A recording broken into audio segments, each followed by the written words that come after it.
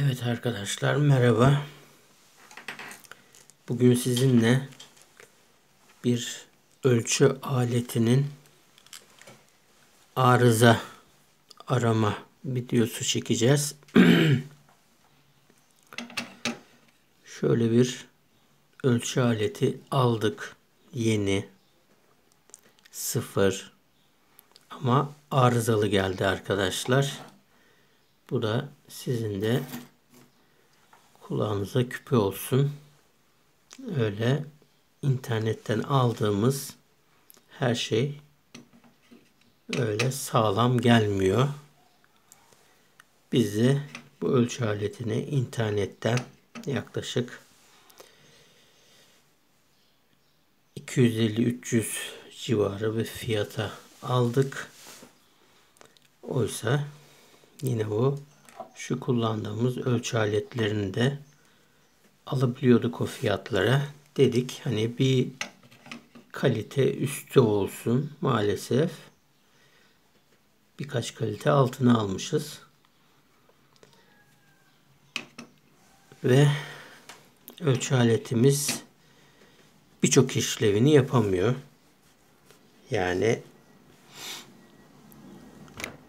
ne voltaj okuma, kısa devre buzzer işlemini bir ötüyor bir daha susmuyor. Susması için konum şu kademelerini değiştirmek gerekiyor. Susuyor. Tekrar bir kısa devre gördüğünde tekrar ötüyor ve bir daha susmuyor. Ondan sonra voltaj okuyamıyor. DC voltaj okuyamıyor. Sadece AC voltaj okuyabiliyor. Öyle söyleyeyim. Şimdi arkadaşlar şöyle ölçü aletimizin ekranında görünür olsun. Burada bazı ölçümler yapacağız. Aslında ben yaptım ve tespit ettiğim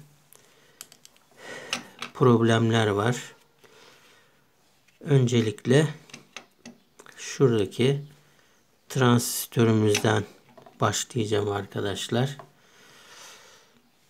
Yani transistörümüzü şuradan diyot kademesinde ölçümünü yapıyoruz. Bakıyoruz. Şu iki ayak kısa devre veriyor arkadaşlar resmen. Yani 1 ohm 2 ohm seviyesinde bir şey veriyor. Artı şuraya baktığımızda yine öyle. Bir transistörün vermemesi gereken değerler arkadaşlar. Hemen üstte başka bir transistör var. Onun da ölçümünü yapalım. Bakalım nasıl değerler veriyor. Bakın 939 değeri veriyor. Şuraya da baktığımızda orası da 935 değeri veriyor. Yani o vermesi gereken değerler bu şekilde. 900 verir, 700 verir, 600 verir ama böyle 1 vermez arkadaşlar. 2 vermez. Bakın.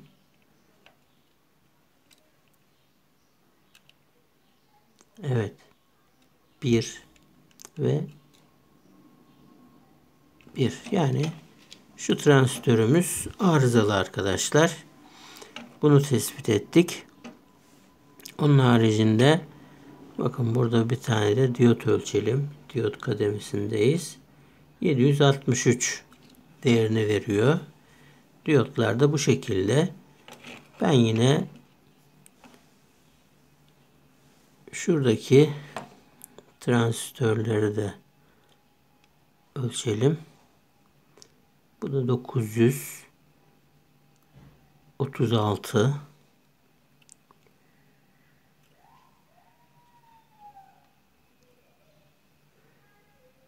...932...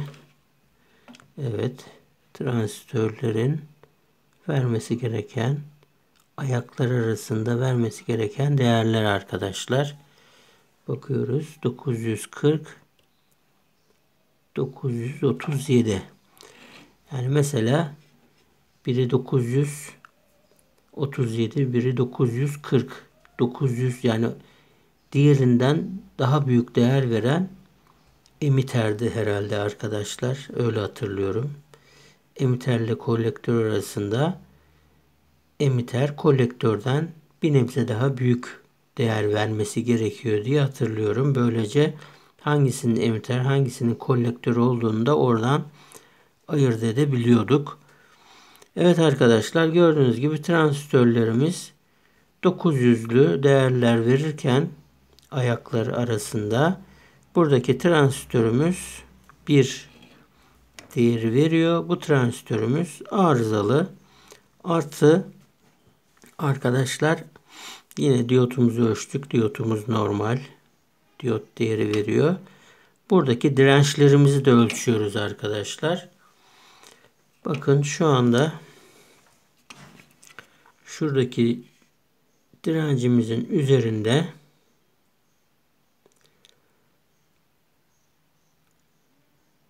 470 yazıyor.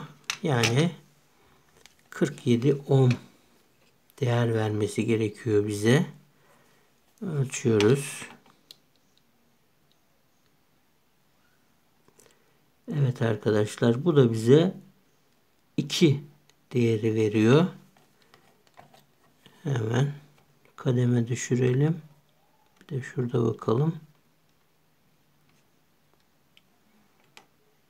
Evet arkadaşlar, 1.6 diye değer veriyor. Oysa bu bize 470 yazıyor. Yani 3. sayı çarpan böylece 47 ohm vermesi gerekirken 1,5 gibi bir değer veriyor arkadaşlar. Burada 2 tane sorunlu malzeme bulduk. Şuraya 47 ohmluk bir direnç takacağız. Buraya da şu transistörümüzün üzerindeki yazıyı okuyabilirsek okumaya çalışacağız. Aynından bir transistör takıp devremizi, ölçü aletimizi yeniden çalıştıracağız. Bakalım çalışmayan özellikleri çalışmaya başlayacak mı? Aynısını şu ölçü aletimizde de geçen televizyonumuzun besleme kartı üzerinde yaptığımız bir çalışma sırasında kondansatörler üzerinde kalan voltajı göz ardı ederek yaptığımız bir ölçümde muhtemelen hasar gördü arkadaşlar. Buna da dikkat edin. Yaptığınız ölçümlerde kondansatör üzerinde yüksek voltaj biriktiren kondansatörler, zaten bir problem varsa üzerinde voltajı boşaltamayabiliyor. 250-300 voltları kondansatör üzerinde tutabiliyor arkadaşlar. Böylece de üzerinde kadememizi düşükte tutarak bir ölçüm yapmaya kalktığımızda da üzerindeki yüksek voltajla ölçü aletimize zarar verebiliyor. Yine bunun içinde de bir direncimizi etkilemiş. O direncimizi değiştik ve ölçü aletimiz istediğimiz şekilde çalışmaya başladı.